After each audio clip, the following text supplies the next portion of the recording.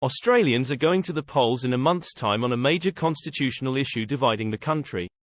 Nigel Farage has this evening championed a forthcoming establishment upset down under, which he has described as Australia's Brexit. The GB News presenter walked viewers through what the vote means and represents this evening, predicting that the Australian liberal and corporate establishment, like they did with Brexit, are facing a bloody nose.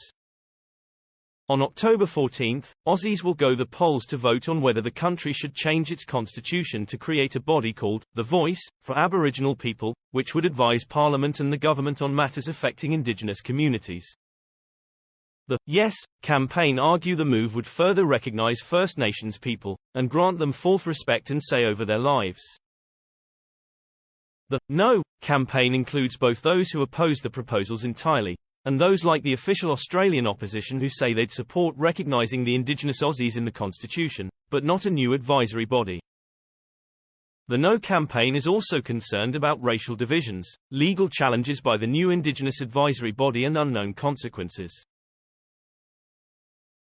While Yes began the referendum campaign with a strong lead of around 65% support, that has now plummeted to around 45%, and are on course to lose the crucial vote. This evening Nigel Farage said this is a story that hasn't yet hit the British press, but thinks it's going to.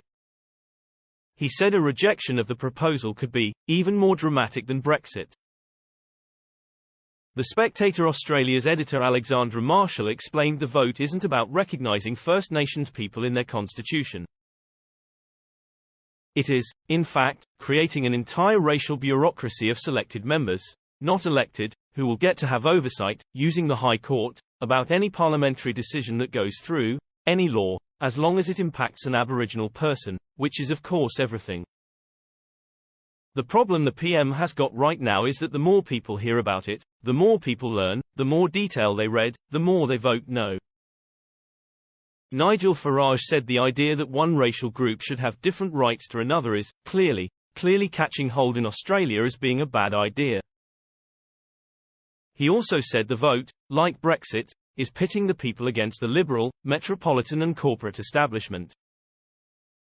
GB News showed footage of Australia's national airline Qantas, who have covered their planes in Yes branding and held a press conference in support featuring Australian natives playing indigenous instruments. We're all supposed to think this is wonderful.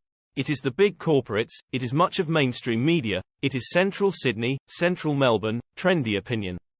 It feels like Brexit. It's the people against the establishment. Ms. Marshall said, like with Brexit, Aussies don't like hearing celebrities and the privileged class preaching to them. It doesn't go well. It didn't go well with Brexit and it's going down terribly here. Unlike the Brexit vote, the constitutional change requires a double majority to pass, meaning it must get both a majority of votes nationally, and a majority of votes in at least 4 states.